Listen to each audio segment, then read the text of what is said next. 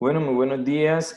Vamos a iniciar hoy con la quinta clase del curso de Meteorología Aeronáutica para PCA. Bueno, el tema de hoy es sobre ciclones tropicales. Vamos a hablar sobre algunos conceptos básicos, algunas apreciaciones básicas sobre ellos. Intentaremos ser lo más claro posible y lo más entendible posible. Bien, cuando nosotros hablamos de ciclones, atendiendo a la clase que vimos ayer, podemos decir que estamos hablando de sistemas de baja presión. Sí, acuérdense que hablé que cuando escuchemos acerca de nombres como ciclones, como ondas, como vaguadas, como bajas, como, ¿cuál otra? Se me escapa por allí, borrascas, que ese vocablo lo utilizan mucho en latitudes medias, por allá por España. Siempre que escuchemos esos nombres estamos hablando de sistemas de baja presión. Y decíamos que un sistema de baja presión se caracteriza fundamentalmente porque su centro es el punto de presión más baja y que si estamos en el hemisferio norte, todo el movimiento alrededor de ese centro de presión baja será contrario a las manecillas del reloj. Pero si estamos en el hemisferio sur, será a favor de las manecillas del reloj. Otra característica es que estos son sistemas, valga la redundancia, caracterizados por abundante nubosidad, movimientos ascendentes, ascenso de aire constante, convergencia en la parte baja, en la parte superficial, más divergencia en altura, ¿sí? Eso provoca un ascenso de aire. Y estos ciclones son característicos, los que vamos a hablar hoy, pues del trópico. También tenemos ciclones extratropicales, pero hoy hablaremos específicamente de los ciclones tropicales, es decir, esos que se forman en la zona tropical, especialmente del hemisferio norte. Que además de estar caracterizados por convergencia en superficie y divergencia en altura, lo que propicia un ascenso, también están caracterizados porque hay flujos cálidos de aire desde la superficie hacia la parte alta de la atmósfera, producto de los procesos convectivos, producto de la convección, que ya les he hablado, que es un mecanismo de transferencia de calor por lo general el más importante en cuanto a lo que atañe a los fluidos, es decir, los líquidos y los gases. Entonces, tenemos el aporte de los procesos convectivos más el aporte de la convergencia, hace que estos ciclones sean, digamos, los ascensos de aire sean bastante vigorosos. Y el aporte de humedad del océano ayuda a que este sea un sistema muy potente y pueden alcanzar algunos tamaños bastante significativos. Los ciclones, por lo general, los que llamamos ciclones tropicales, eh, que son, digamos, una gama de tres tipos, y podríamos incluso incluir una cuarta, podríamos decir que una gama de 4 tipos, generalmente son fenómenos de escala sinóptica. De pronto, cuando están en su fase en su fase primaria o en su fase incipiente, que es cuando son ondas, podemos hablar de fenómenos de escala, de mesoescala. Pero ya cuando pasan a ser a una tipología de mayor envergadura, podemos decir que son sistemas sinópticos o fenómenos de escala sinóptica. Bien, entonces vamos a ir poco a poco descubriendo algunos aspectos de los ciclones tropicales. ¿Cómo se clasifican? Ojo, ¿cómo se clasifican? Eh, Antes de estos tres tipos de ciclones que tenemos allí, que son secuenciales en un momento dado, tenemos que hablar de lo que son las ondas tropicales, que desde mi punto de vista es el primer indicio de ciclón tropical. Una onda tropical es una perturbación que, teniendo en cuenta la cuenca del Atlántico, se produce fundamentalmente frente a las costas africanas, especialmente por allí en las costas de Cabo Verde. Entonces, esta perturbación que engloba digamos que un aumento de temperatura significativo de la superficie del mar, va correlacionado con una deformación del campo de presiones. esta perturbación puede permanecer siempre siendo una onda. Por ejemplo, las precipitaciones de estos días anteriores en la ciudad de Barranquilla y en la costa atlántica han estado determinadas por el paso de ondas tropicales. ¿Sí? Son las ondas tropicales las que han básicamente incidido en que se presenten los niveles pluviométricos que han ocurrido en estos días anteriores. Estamos hablando de ayer 11 de junio, anteayer 10 de junio, tras antes ayer 9 de junio. Todos estos días, las precipitaciones que se han generado en el Caribe básicamente han sido por el paso de ondas tropicales. Las ondas tropicales es, digamos que la fase más incipiente de un ciclón tropical. Es la perturbación inicial desde donde inicia todo. Pero una onda muchas veces no crece, una onda muchas veces no pasa a ser un tipo de ciclón, digamos, de mayor envergadura y permanece siempre siendo onda. Hay toda una teoría y todos unos modelos conceptuales referentes a las ondas tropicales por, digamos, el significado mayúsculo que tienen en las perturbaciones atmosféricas del Caribe y de todo el Atlántico. Sobre todo lo que tiene que ver con la generación de precipitaciones.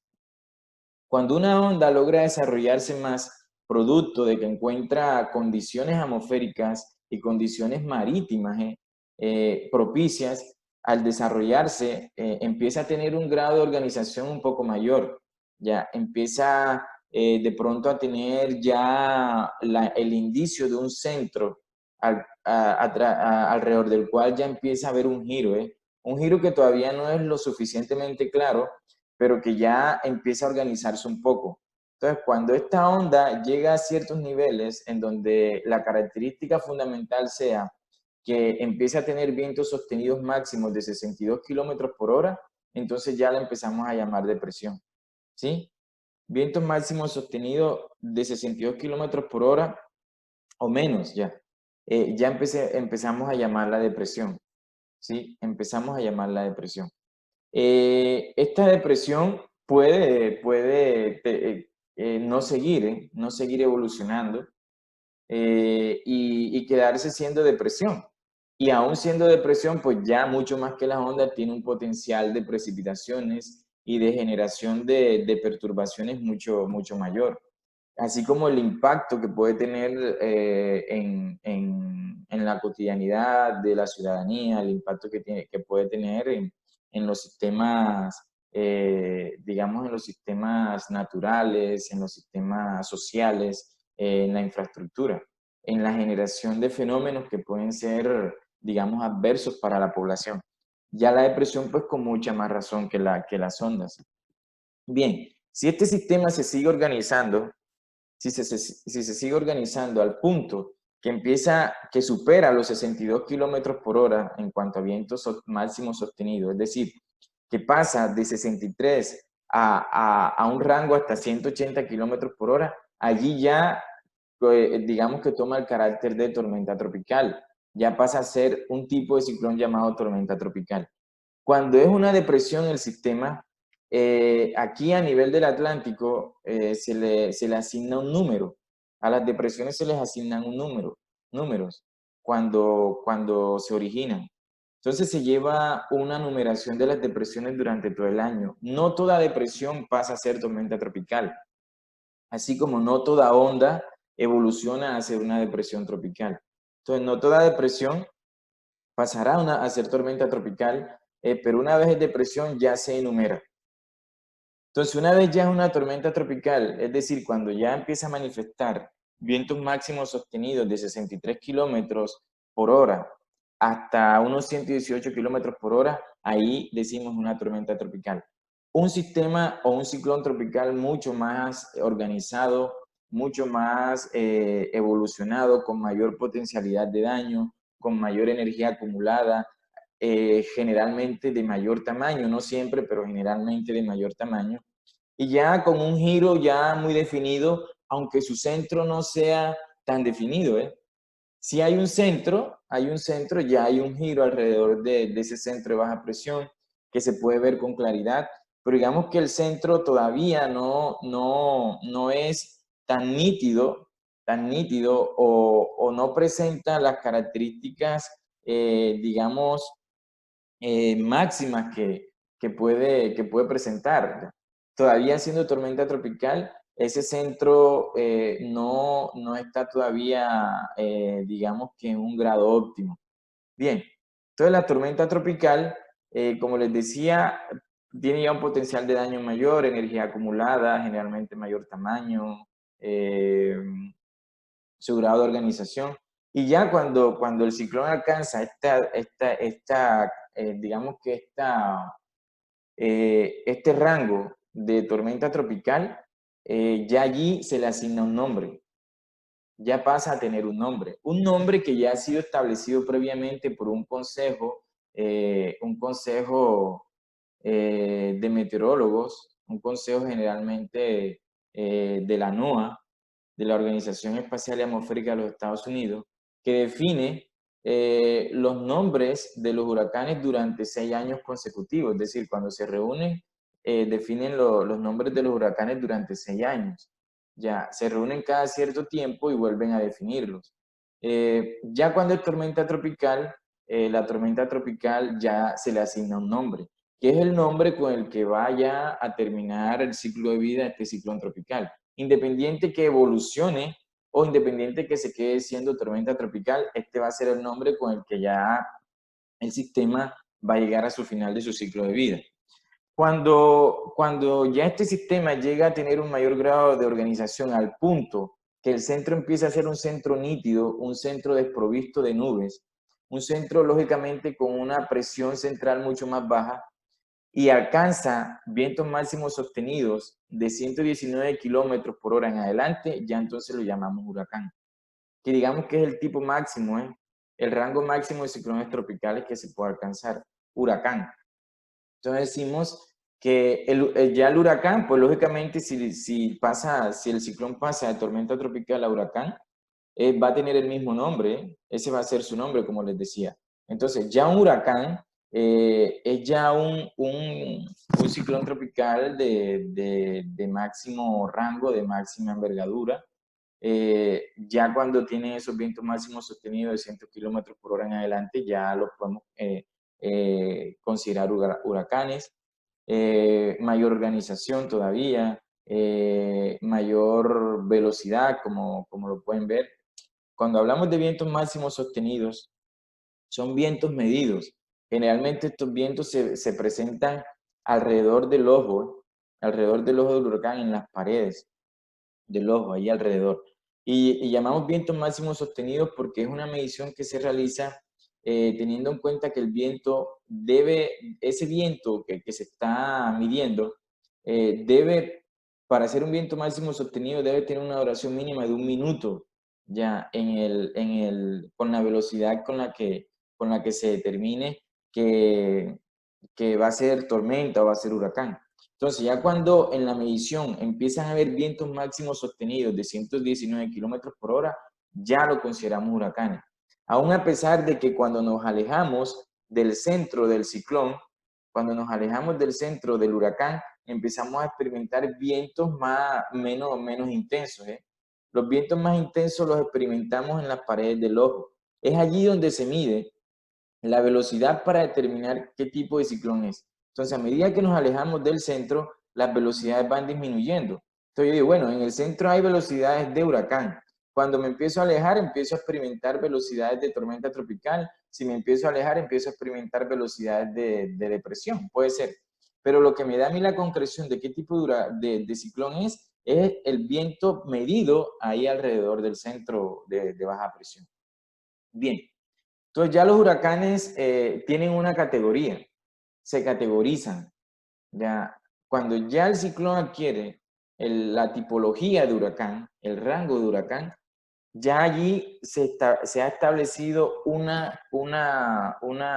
digamos que una tabla de categorías, de categorización, en función de los vientos máximos sostenidos y en función del potencial de daño que tiene ese huracán a determinadas velocidades de viento.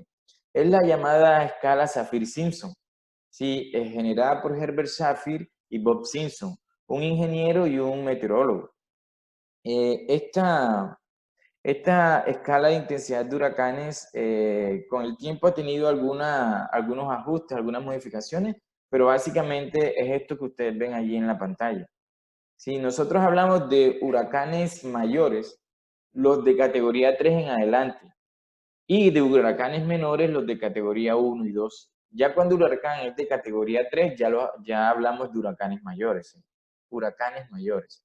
Y aquí, por ejemplo, cuando un huracán es categoría 1, independiente de la categoría, ojo, independiente de la categoría, el potencial de daño de un huracán, más allá de sus características en cuanto a vientos máximos sostenidos, en cuanto a presión central mínima, en cuanto a otros aspectos físicos del propio huracán, tiene que ver con la vulnerabilidad de las zonas en donde ellos llegan, donde ellos impactan. ¿Sí? Tiene que ver con ello. Hay huracanes de categorías menores que han causado más daño que huracanes de categorías mayores cuando impactan, pero tiene que ver mucho con la disposición geográfica de la zona que impactan y con la preparación de la zona que impactan y con la vulnerabilidad desde puntos de vista incluso sociales, incluso de infraestructura. ¿Ya? Un ejemplo de ello fue lo que ocurrió en el año 2005, que ha sido el año en donde más ciclones tropicales han ocurrido, donde se han generado, y en donde se tuvo, ojo, se agotó la lista que se tenía para ese año, y cuando se agota la lista que se tiene estipulada por un año determinado, los nombres se agotaron, hay que recurrir al alfabeto griego.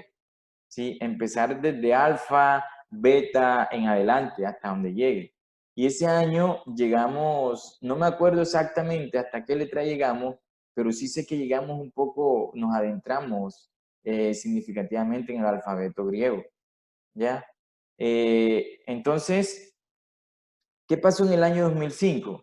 El huracán Katrina golpea las costas de Luisiana, Mississippi, sí, y causa un gran daño allá en New Orleans, ¿se acuerdan? Sobre todo en New Orleans. Siendo cuando, aunque Katrina había llegado a categoría 5 durante su paso por el Golfo de México, cuando impacta en Luisiana y Mississippi, en esas costas ya era categoría 3, sin embargo, el daño que causó fue enorme. Creo que va a ser, hoy en día es el huracán más recordado por el impacto. Sin embargo, ese año, ese mismo año, un tiempo después, creo que días, quizás un mes, está en ese rango, ocurre el huracán más fuerte que hasta el momento ha habido en el Atlántico, el huracán Vilma. Ocurrió después del Katrina ese mismo año.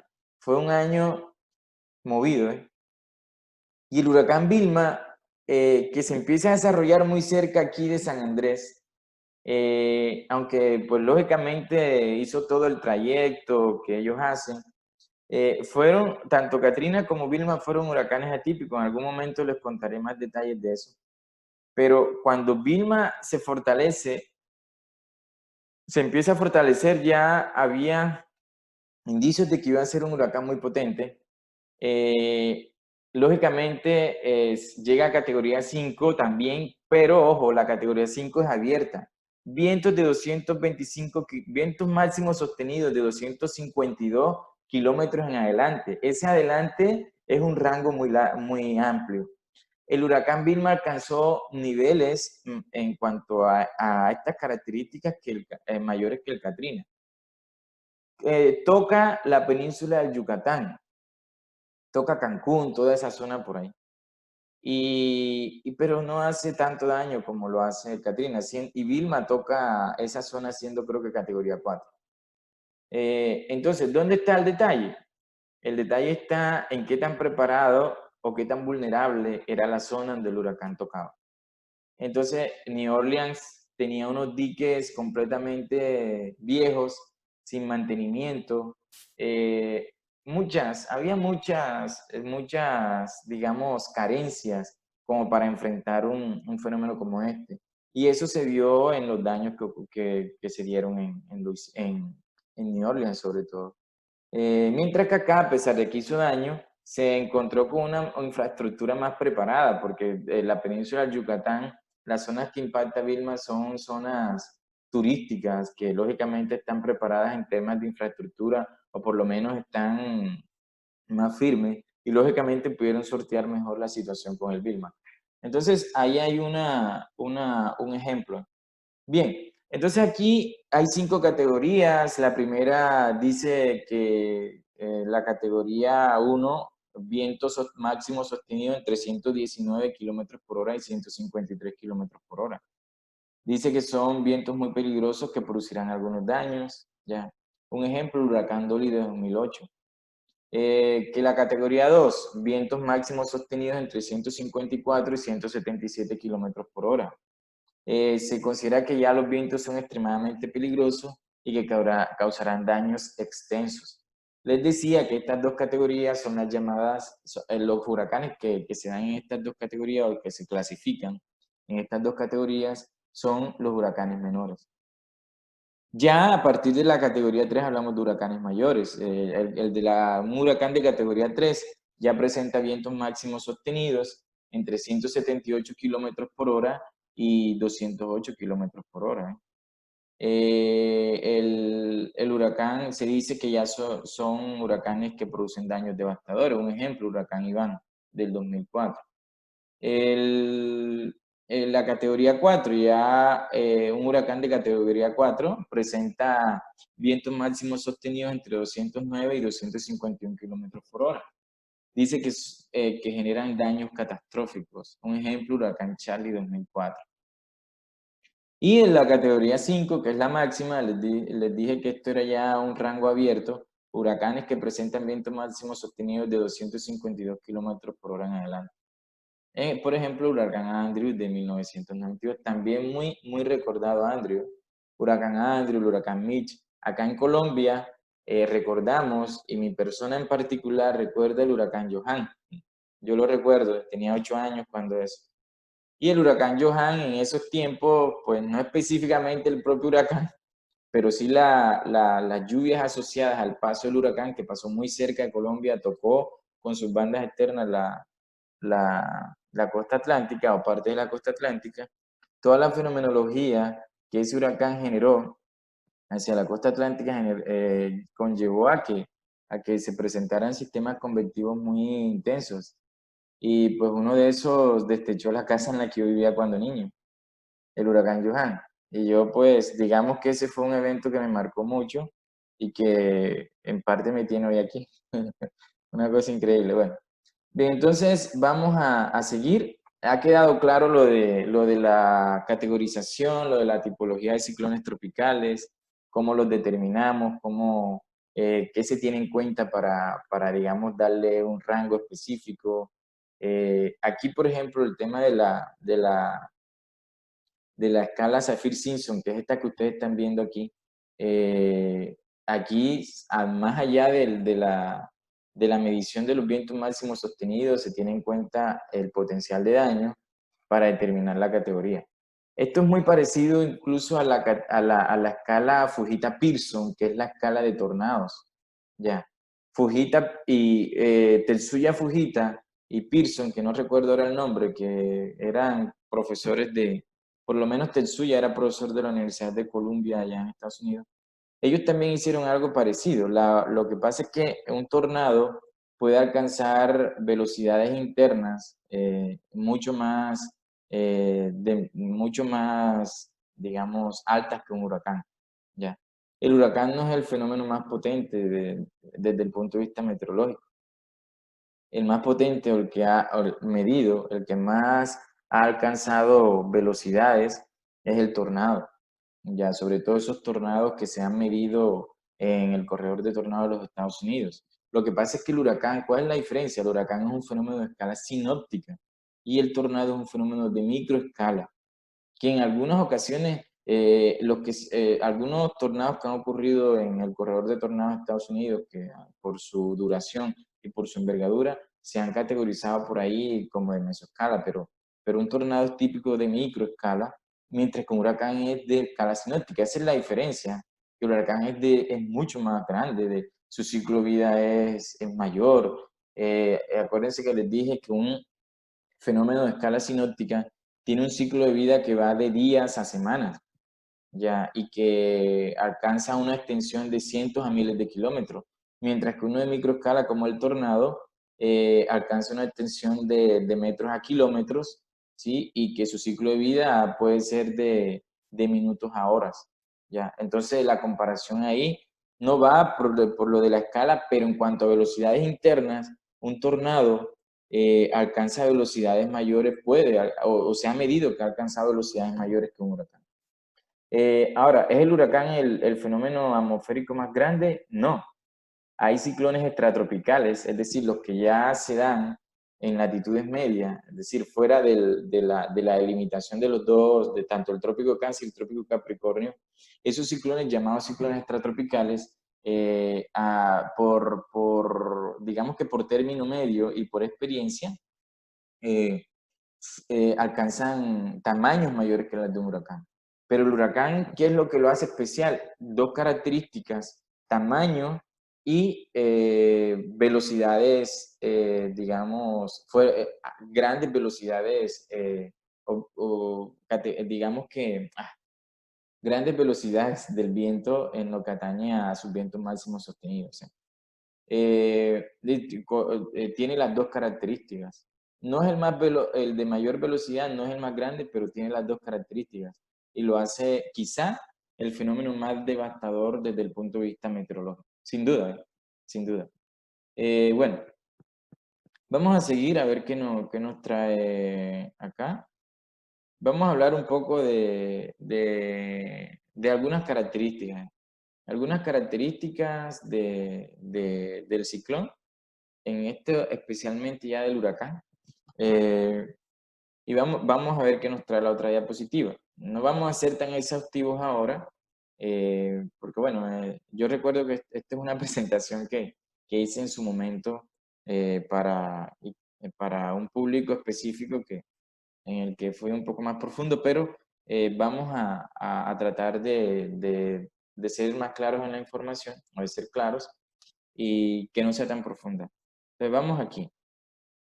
Esto que vemos allí es básicamente las características o las condiciones que debe haber en el entorno para la formación de un ciclón tropical, ¿vale? Algo importante, ¿eh? Algo importante. Un aporte se necesita, ojo, se necesita, y esta es la vida del ciclón. Se necesita un aporte significativo de humedad. ¿Y esa humedad proviene de dónde? De la evaporación. Sí, proviene de la evaporación. Este es básicamente el nacimiento, el nacimiento. Proviene de la evaporación, pero para que haya una abundante evaporación, el vapor de agua es el combustible de un ciclón tropical. Para que haya una abundante evaporación, necesitamos que haya una temperatura propicia en la superficie del agua, ¿sí? Para que hayan esos flujos de calor latente. El calor latente es el vapor de agua o es la energía almacenada en el vapor de agua. Ya, el vapor de agua es lo que nosotros o lo que nos da a nosotros la noción de humedad, ¿sí? Pero para que esa transferencia se dé, tiene que haber una temperatura. ¿Cuánto debe ser la temperatura? Alrededor de los 27 grados Celsius. La temperatura superficial del mar, la temperatura superficial del mar debe ser mínimo de 27 grados Celsius.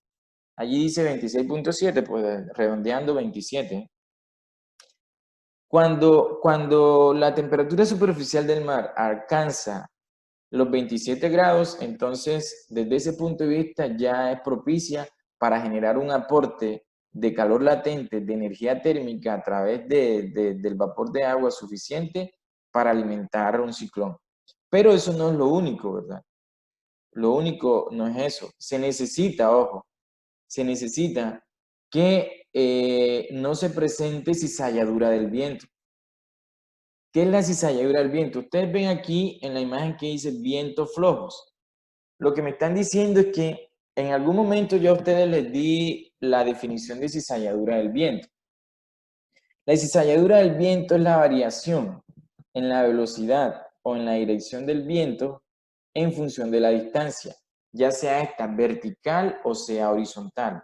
Ojo, la cizalladura del viento es la variación de la velocidad o de la dirección del viento en función de la distancia, ya sea esta vertical u horizontal. Por eso podemos hablar de cizalladura vertical y cizalladura horizontal. Bien, aquí necesitamos que la cizalladura vertical no sea significativa.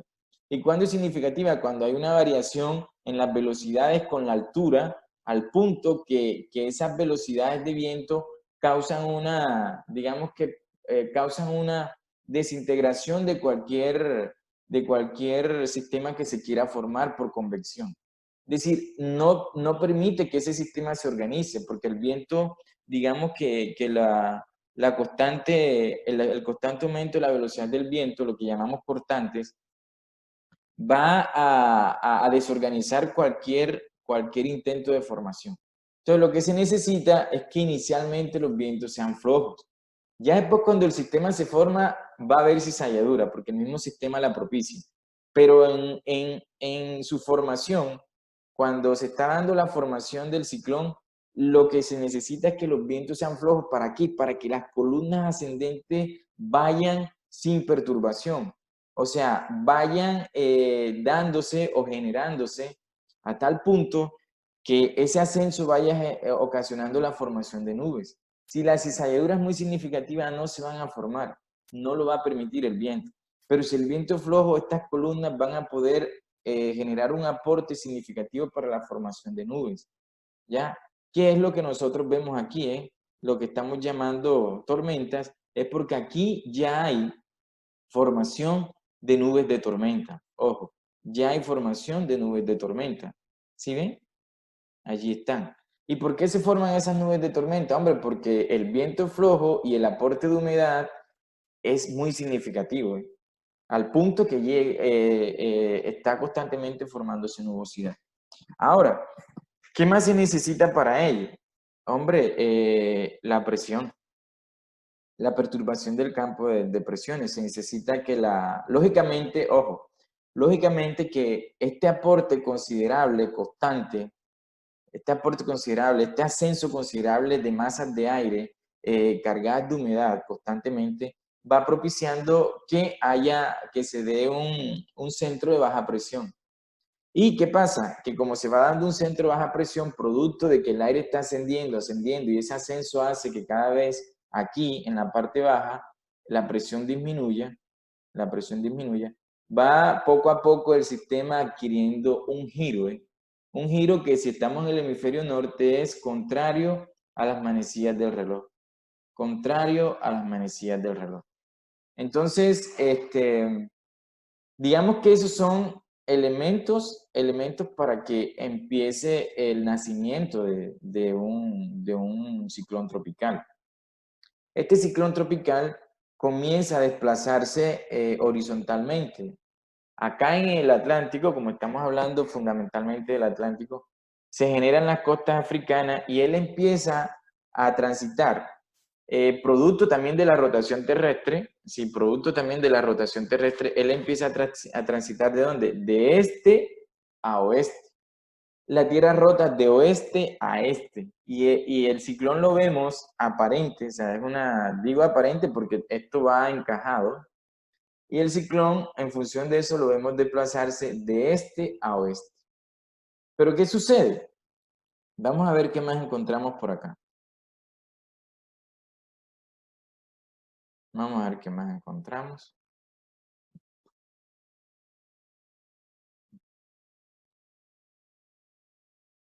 Bien, pero ¿qué sucede? Ojo, ¿qué sucede?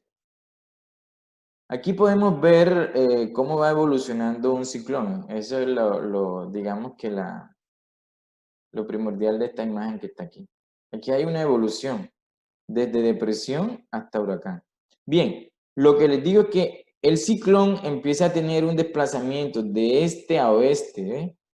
Pero acuérdense que en algún momento les hablé que para que hubiese movimiento atmosférico, ojo, para que la atmósfera se mueva, para que se genere el viento, para que haya circulación, entran en juego cuatro fuerzas. Cuatro fuerzas, es decir, un fluido no se mueve. Y cuando hablo de fluido estoy hablando de líquidos y gases. Y siendo la atmósfera una mezcla de gases primordialmente, es un fluido.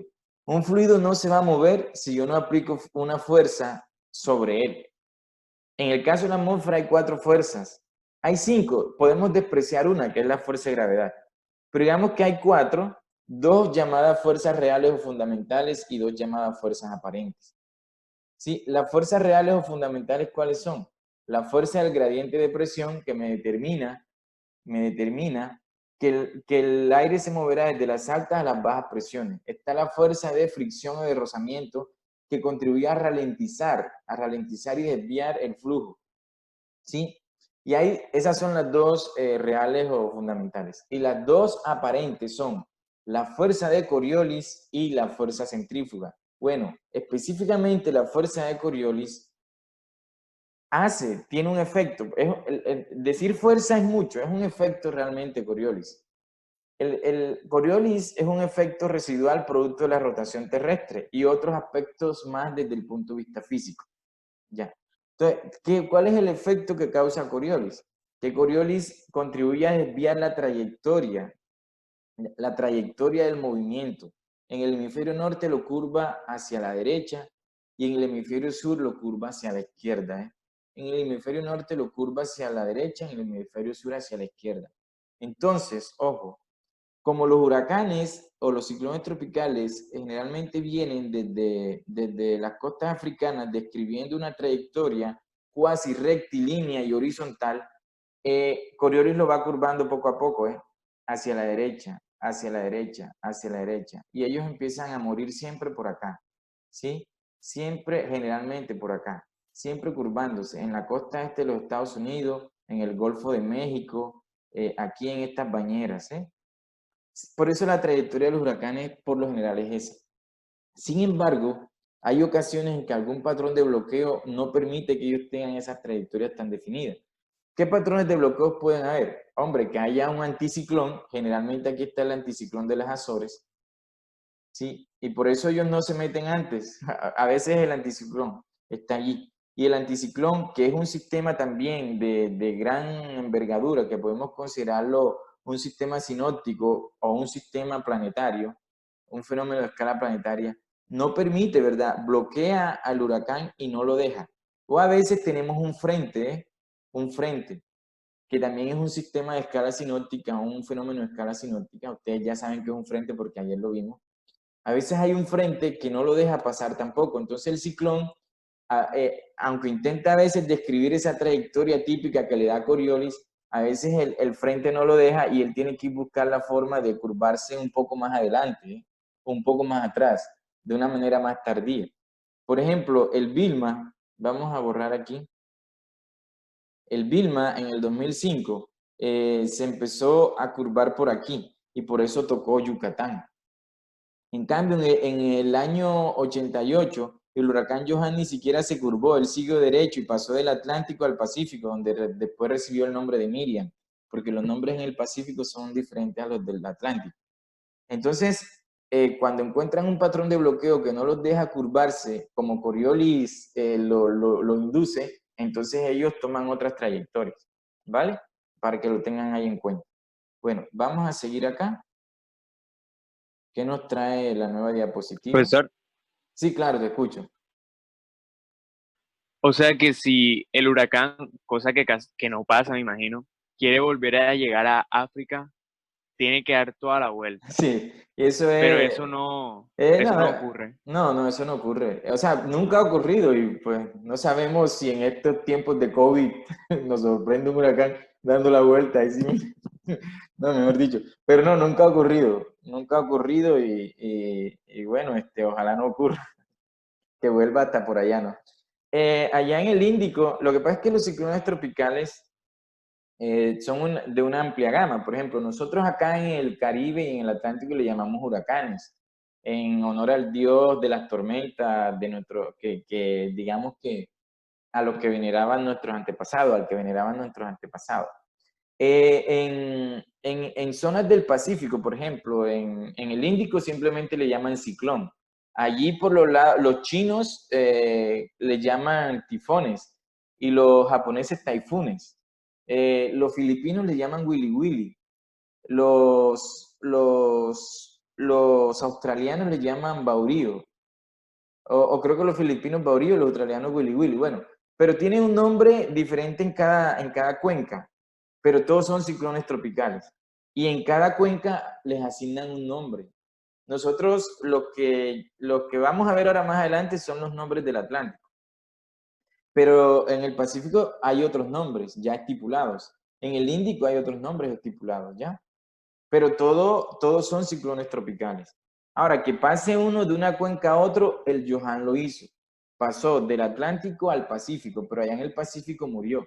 Murió llamándose Miriam, ¿ya? Porque ya tenían otro nombre para el próximo ciclón que se presentara.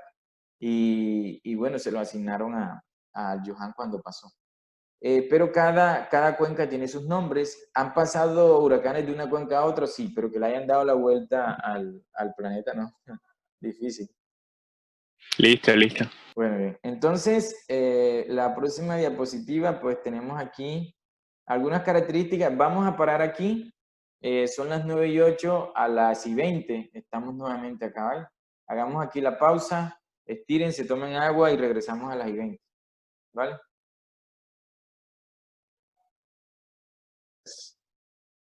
Bueno, entonces, así como hemos hablado de los aspectos relacionados con la formación, es decir, cuáles son los factores que posibilitan que un ciclón tropical empiece a formarse, también hay que hablar de aquellos factores que propician digamos que su disipación, su disipación.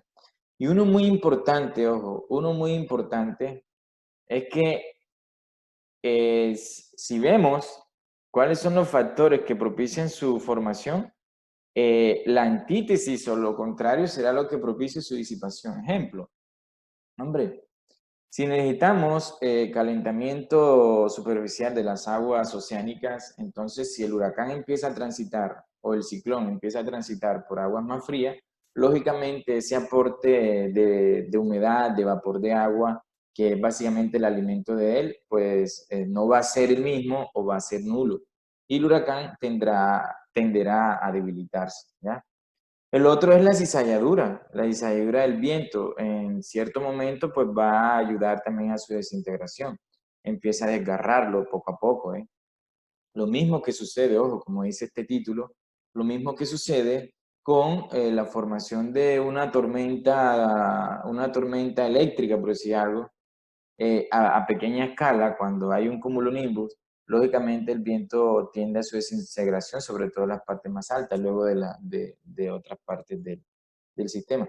Aquí pues estamos hablando lógicamente de un fenómeno en donde no hay un solo cumulonimbus, sino toda una gran cantidad de cumulonimbus que están, digamos, formando especialmente las paredes de su ojo. Y que están lógicamente, digamos que extendidos a lo largo y ancho de sus bandas externas del huracán. Entonces, aquí ocurre que poco a poco la cizalladura lo puede ir desgarrando. Ya cuando toca tierra, lógico. Si toca tierra ya no va a tener tampoco el aporte de vapor de agua. Aunque cuando toca tierra lo peligroso es que esa disipación viene acompañada de rachas y ráfagas de viento muy fuertes, además de marejada ciclónica, además de fuertes lluvias, que en ocasiones no tanto los vientos, sino la marejada ciclónica y las fuertes lluvias, por favor, el micrófono. Eh, no siempre los fuertes vientos, sino también la marejada ciclónica y las fuertes lluvias terminan a veces siendo más peligrosos. Todo esto dependiendo la configuración geográfica de la zona que el huracán impacta. También la infraestructura de la zona a la que el huracán llega. Dice que la circulación superficie se ve reducida por el efecto rotación. Claro, o sea, una vez tocan tierra, no solamente se les disminuye el aporte de vapor de agua, que es su alimento principal, sino que también, yo les decía, una de las fuerzas reales que ponen en marcha un fluido, en este caso no para acelerarle su movimiento, sino más bien para ralentizarlo. Entonces, poco a poco, el rozamiento de los vientos típicos del huracán va ocasionando su disminución, ¿eh? Y poco a poco, pues el huracán va muriendo. Dependiendo, todo depende la intensidad del huracán, la categoría, todo depende qué encuentra en el entorno cuando toca tierra. Bueno, muchas cosas. Hay huracanes que aún tocando tierra han penetrado, desintegrándose poco a poco, lógicamente, pero han penetrado bastante a nivel de superficie, a nivel continental. Bien, vamos a ir acá. Y aquí, bueno, las partes principales de un huracán. Sí. Un huracán básicamente está formado por tres partes fundamentales. Tres partes fundamentales.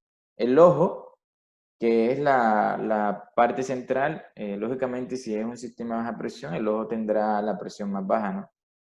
El ojo, que es una zona que no hay una extensión definida, ¿eh? No hay una extensión definida de cuánto puede ser el diámetro o en este caso el radio del ojo. Pero lo que sí es que es la zona del huracán donde está la presión más baja y generalmente está desprovista de nubes, el ojo. Cuando el ojo avanza sobre una zona, por lo general cesan los movimientos violentos de un huracán, pero ojo, las paredes, que es la otra parte, las paredes del ojo es donde se encuentran los vientos más fuertes del huracán. Es donde se miden, de hecho, los vientos máximos sostenidos. Allí en las paredes del ojo, ¿de qué está hecha esta pared? ¿De concreto? No. Esta pared está completamente provista de cumulonimbus.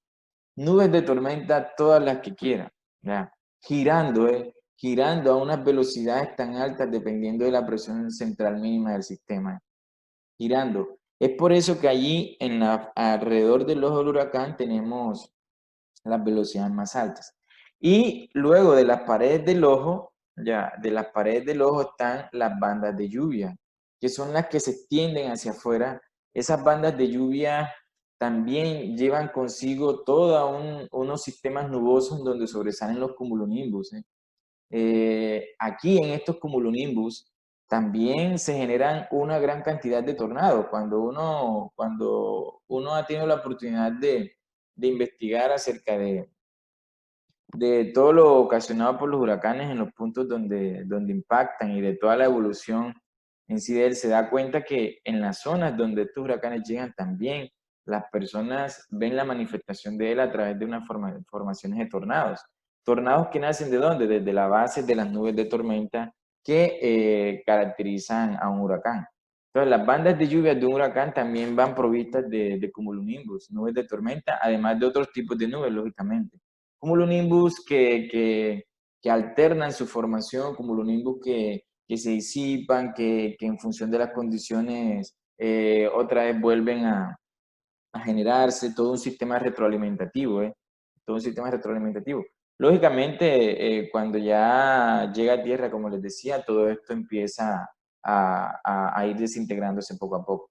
Sin embargo, las bandas de lluvia, a pesar de que en las bandas de lluvia no encontramos los mismos vientos o la misma fortaleza de los vientos que hay en las paredes del ojo, pues no significa que no hayan vientos fuertes. Claro, empezamos a experimentar vientos de categorías menores y vientos típicos a veces de tormenta tropical o de depresión, pero que son vientos muy apreciables, vientos que causan un gran impacto y un gran daño en todo lo que se encuentra, ¿no? Entonces, estas son las tres partes características de un huracán: el ojo, las paredes del ojo y las bandas de lluvia. Bien, acá pues podemos ver, esto es cortesía de la NASA, esta imagen. Aquí podemos ver dos huracanes. Sí, dos huracanes, uno con el ojo mucho más nítido que el otro. Digamos que el aspecto físico en cuanto a lo que tiene que ver como tamaño o uniformidad del huracán, pues eso ya depende de sus características propias. El tamaño de un huracán no va asociado a su intensidad. Hay huracanes muy intensos que son pequeños, pero que son de categoría 4 o 5, de categoría mayor, y podemos ver huracanes de categoría menor con mayor tamaño. Es decir, el tamaño no va correlacionado con la intensidad del huracán. Si bien un huracán de mayor tamaño va a tener la posibilidad de abarcar o de afectar una mayor extensión, los huracanes, el hecho que tengan mayor tamaño no quiere decir que son más intensos. Un huracán de menor tamaño puede, por unidad de superficie, ocasionar mucho más daño que uno de mayor, dependiendo su intensidad. Bien. Aquí podemos ver una típica toma. Esto lo toma el huracán Cazahuracanes de la NOAA. Esta es una toma del ojo, la parte interna del ojo. Eso que están viendo allí son las paredes del ojo. Sí, las paredes del ojo. Es una cuestión impresionante. Miren aquí las bandas de lluvia, ¿cómo se ven? Son estas que están aquí. Vamos a mostrarlas. Esto que está aquí es lo que nosotros llamamos bandas de lluvia. Sí, estas son bandas de lluvia. Y allí pues se alojan nubes de tormenta. Las bandas de lluvia, pues lógicamente, como su nombre lo dice, las zonas por donde tienen la posibilidad de pasar dejan una gran estela de precipitaciones. Los huracanes, más allá de lo que nosotros podamos como asociarles desde el punto de vista de los daños, los huracanes también son renovadores, ¿sí? Un huracán contribuye, ojo, un huracán contribuye a balancear a balancear la atmósfera desde el punto de vista calorífico y lógicamente desde el punto de vista energético. Un huracán se forma por desequilibrio, un desequilibrio de presión. Sí, el huracán se forma por un desequilibrio de presión que luego de su paso, de su formación y su disipación, genera un equilibrio. Un huracán es un renovador de vida. Cada vez que un huracán pasa por el Atlántico, hay una renovación de la vida silvestre. Sí, hay una remoción. El huracán también ayuda a extender de pronto las zonas en las que puedan presentarse representantes, representantes de la fauna y de la flora. Ya el huracán es un dispersador de vida también. O sea, hay muchas características positivas de un huracán. Un huracán lleva precipitaciones a zonas donde posiblemente de otra forma no llegarían. Pues hay muchos aspectos positivos de ello. Bueno, vamos a ver acá.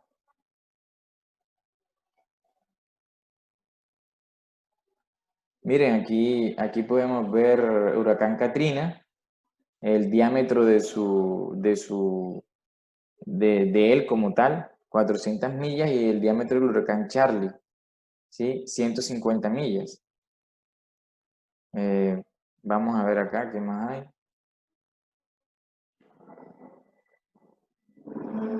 Aquí está, bueno, yo les decía que, y ahí está la representación. Un sistema de baja presión, ojo, un sistema de baja presión en el hemisferio norte conlleva que el movimiento alrededor de él o del centro de baja presión sea conforme, perdón, al contrario a las manecillas del reloj. Y ahí está. ¿Cómo gira un ciclón o un sistema de baja presión o el movimiento alrededor de un sistema de baja presión en el hemisferio norte? Contrario a las manecillas del reloj, ¿sí? Contrario a las manecillas del reloj. Siempre curvándose y yendo a un sumidero, porque los sistemas de baja presión son sumideros, ¿sí? Un sumidero que es este. Siempre el movimiento a los sistemas de alta presión, a los de baja presión. En este caso, el huracán es un sumidero. Alrededor del centro de baja presión están girando los vientos al contrario a las manecillas del reloj. Es como cuando ustedes están en el lavaplatos, tienen el sifón cerrado, cuando abren el sifón, todo el agua se va a ir por el sifón, ese es el sumidero. Bueno, un sistema de baja presión es un sumidero. Entonces, todo converge hacia el centro, todo converge hacia el centro, ¿vale? Y en altura, todo diverge, es decir, converge hacia el centro y en altura sale. Lógicamente, la dinámica dentro del ojo parece que es contraria a esto. Es lo que dicen los estudios. Bien, vamos a ver acá. ¿Qué otra cosa tenemos aquí? Bueno, básicamente ese es el final de esta presentación.